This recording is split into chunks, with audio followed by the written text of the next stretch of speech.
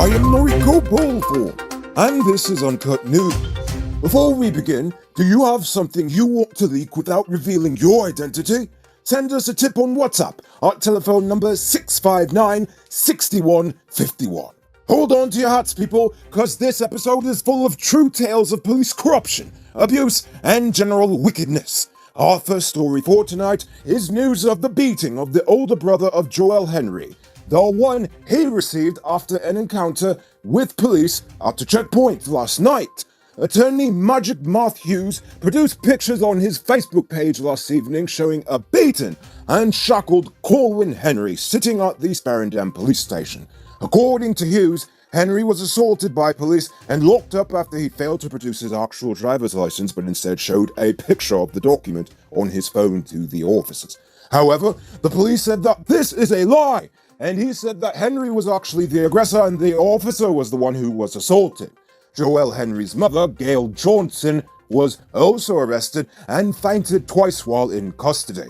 It should be noted that a driver not in possession of their license is required to park the car at the police station and return with the license within 48 hours. Whether this was even a thought or a consideration at this point, I genuinely have no idea. But speaking of the Henry boys and questionable police stories, the Argentine forensic expert who was brought in to assist in the probe of the Berbice teen murders will be leaving Guyana tomorrow and is still to receive any technical information on the police investigation. Forensic expert Dr. Louis van der Breide requested at least 20 documents from the police force. The cops did not meet any of his requests for information. He was also denied a meeting with local investigators. He even met with Brooker Ben yesterday and his advisors, but they were apparently unhelpful. The forensics expert says his visit was just a preliminary one, and he needs the documents and more information before a full investigation can commence. Police in Berbice are allegedly trying to cover up an accident involving one of their own and an 18-year-old resident from West Coast Berbice. Last week, a police officer driving one of the force's new pickup trucks crashed into 18-year-old Mervyn Narain, knocking him off of his motorcycle and breaking his left leg. But if you ask the police at Fort Wellington Police Station, they say they found Narain lying on the side of the road and stopped to render assistance. But this was before this morning when the statement coming from the police force contradicted the officers, saying that Narain was actually speeding down the Waterloo Access Road when police ranks attempted to stop him, and in the process the force's vehicle collided with him. They then said he was drunk off his ass and had no papers for his bike. Fortunately for Narain, there were several eyewitnesses, including his mother, who said that the ranks threatened to lock her up if she didn't delete the photos of the incident. Now it's time to tell you about Best Buy's car of the day.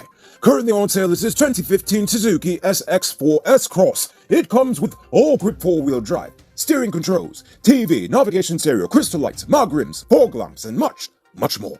Pay cash for $5.1 million, or pay down as low as $1,020,000 with around $98,000 monthly, and it's yours. Call the WhatsApp 662-0844 for more info, or visit their showrooms at Lot 171 Peter Rowe Street, Queenstown, or Lot 2 Lamar Street, and tell them Noriko sent you for this sweet, sweet deal.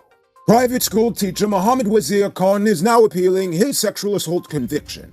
Khan was charged with committing sexual activities with a minor and abusing a position of trust last month. He was sentenced to 3 years in prison and ordered to pay a fine of $1 million Guyana dollars.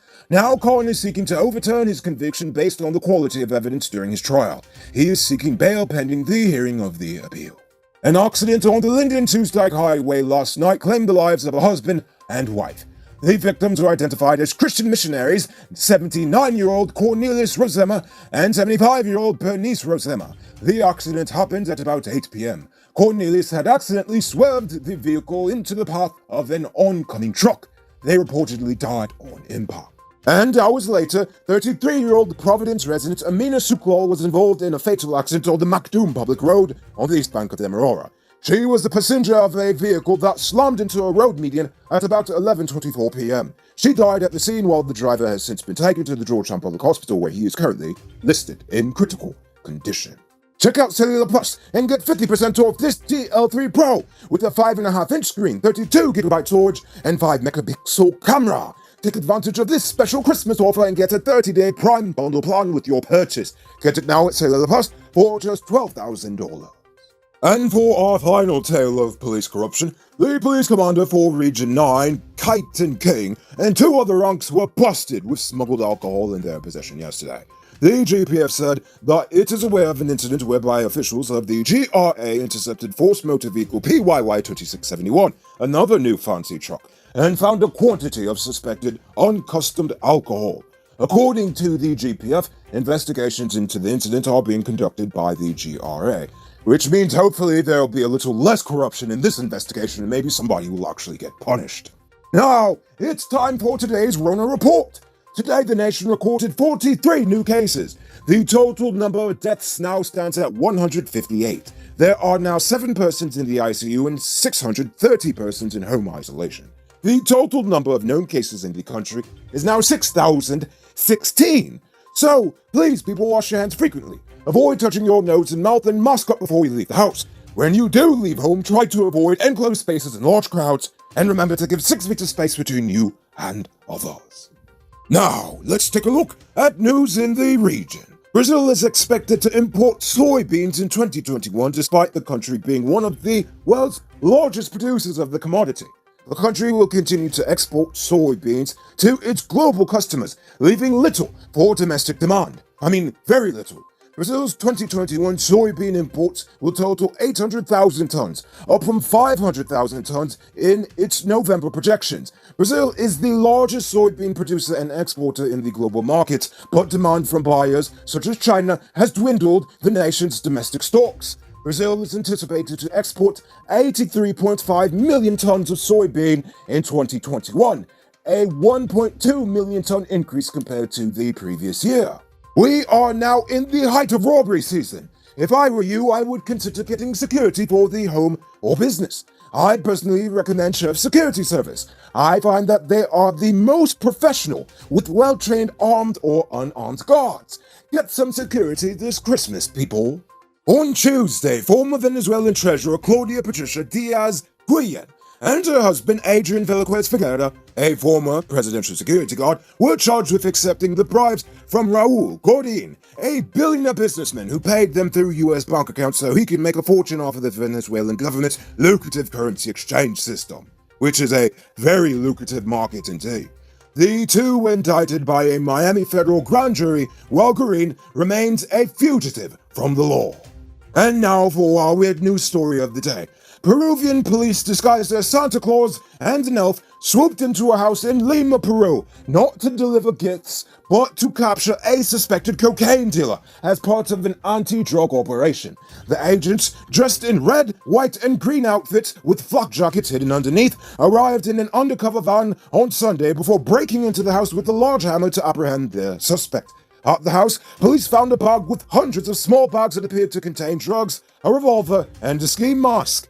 It might sound unusual, but operatives wearing disguises to bust drug gangs is actually a common tactic of Peruvian police to ensure the element of surprise, which they say has brought them some notable successes in recent years. So yes, this is not Santa Claus's first drug bust. Moving on to our Uncut News viewers poll question of the day. Every day we pose a question about current events in Guyana, the region, the diaspora, and how you feel it relates to us. So, you give your responses in the comments, and we'll read the best ones in the following episode. Yesterday's question was, should Guyana focus on other industries aside from tourism, or should they make tourism Rona-proof? Thierry Lazarus said, of course the nation needs to develop tourism. Presently it's difficult, but in the year to come, the nation should be the gate to South America for all the English-speaking world. Anjali Prasad said, it makes no sense to develop when the coronavirus is spreading rapidly in almost every area. The government needs to focus more on that than anything else. Jay Jairam said, the government should go ahead with their tourism development as the pandemic will not be here forever. This nation is beautiful. The development will take some time and by then hopefully the Rona will be done.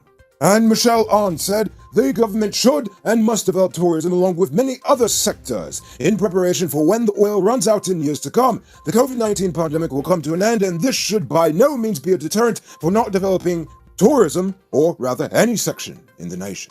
Before we get to tonight's question, brighten up the holiday season and decorate your homes with new stock of vinyl, carpet, rubber towel, leather, glassware, doilies, table plastic, rugs, and roll runner easy-to-clean carpets. Available in many colors, patterns, and designs to choose from. Beat the rush and enjoy the glorious days of shopping at Ravina's and Anand's. Ravina's and Anand's have unbeatable prices. For fast and comfortable shopping, visit them at Ravina's at 17A Water Street or Anand's at 108 Regent Street, or call them on telephone number 225-6595.